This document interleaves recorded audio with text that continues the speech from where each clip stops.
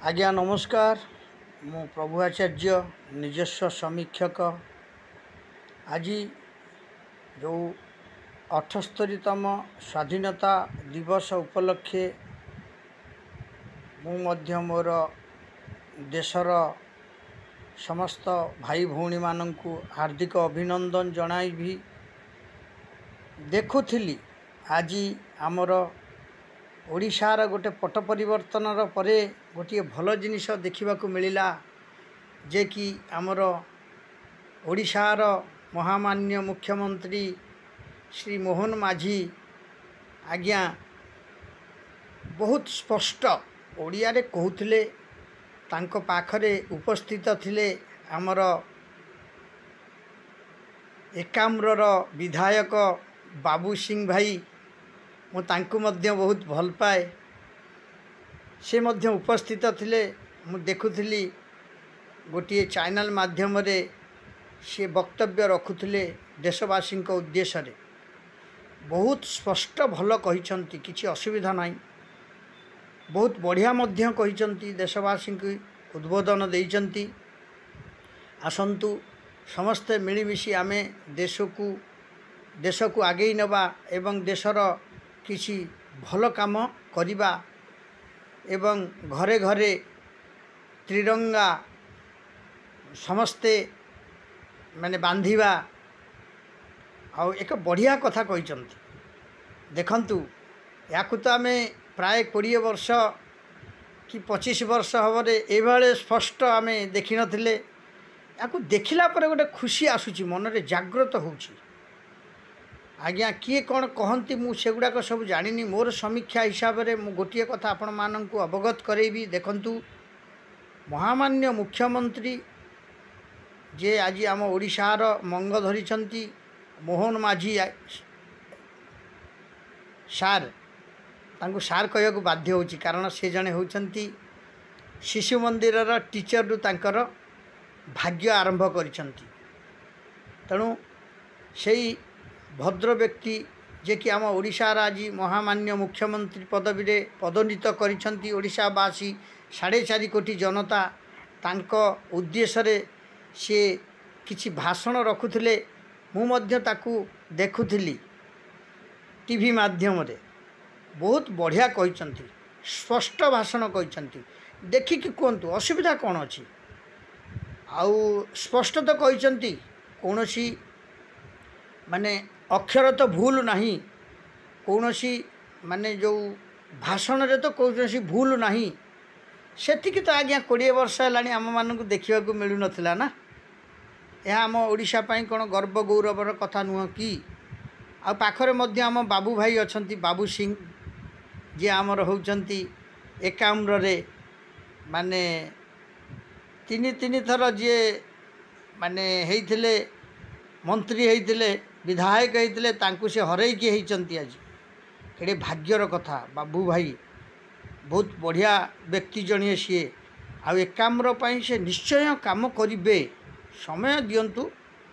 आउ से निश्चय जने स्वेच्छासेवी लोक आ समाजसेवी लोक। सी आमर निर्वाचन मंडली पई निश्चय आगामी दिन में कार्य करिवे। से मध्य मुख्यमंत्री को पाखरे ठिया होइतिले।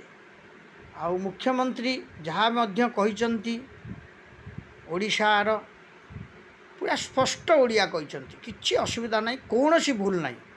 आउ तांको आमे ओडिशावासी समस्ते धन्यवाद देवा एवं ओडिशा रे तांको समस्त आमे उत्साहित करिबा। से निश्चय ओडिशा पई काम करिबे।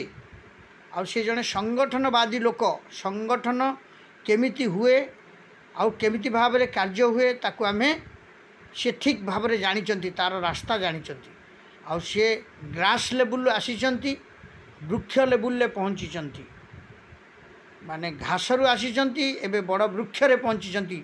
बट वृक्ष हिसाब रे से पहुंचीचंती। समस्त को से छाई देबे।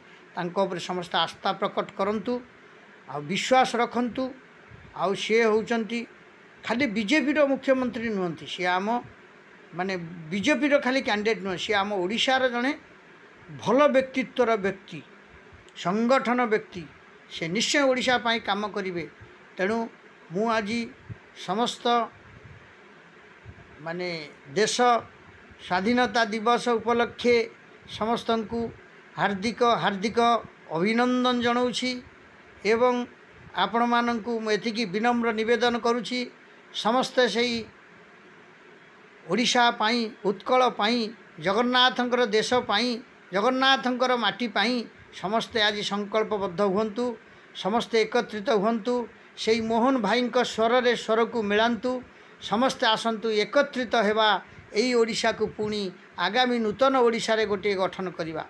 आपण माने जानिछंती या पूर्वरु आपण माने जो देखिछंती सबु स्वाधीनता दिवस से प्यारेड मध्य देखिछंती आउ से वक्तव्य मरंग देखिछंती खाली इंग्लिश आउ हिंदी ओडिया कुआड़े गला ओडिशा रे हेउची ए ओडिशार गर्व गौरव ओडिशार स्वाभिमान ओडिशार अस्मिता ये तेणु मोहन बाबू आपण खाली ओडिशार मुख्यमंत्री नुहंती ओडिशार 4.5 कोटी जनतांकर मन को मध्य आपण जिणी पारिछंती एई ओडिशार जो ओडिया भाषा रे स्पष्ट ओडिया रे आपण माने आपण जो भाषण देइछंती सेति पई आपण को एई स्वाधीनता दिवस उपलक्षे आपण को हार्दिक हार्दिक अभिनंदन हैप्पी इंडिपेंडेंस डे।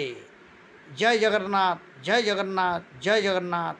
आमर जे ओडिशार महामान्य मुख्यमंत्री मोहन भाईंकर हाथ मुठा को प्रभु जगतरनाथ जगन्नाथ टाण करंतु एवं तांकर मनोबल को मध्य माने आउरी आग को टाणी नियंतु आउ से मध्य ओडिशा को सुनार ओडिशा बोली तैयारी करंतु। या आमर माने मोर समीक्षक हिसाब रे एति होउची माने स्वाधीनता दिवस उपलक्षे मोर वक्तव्य।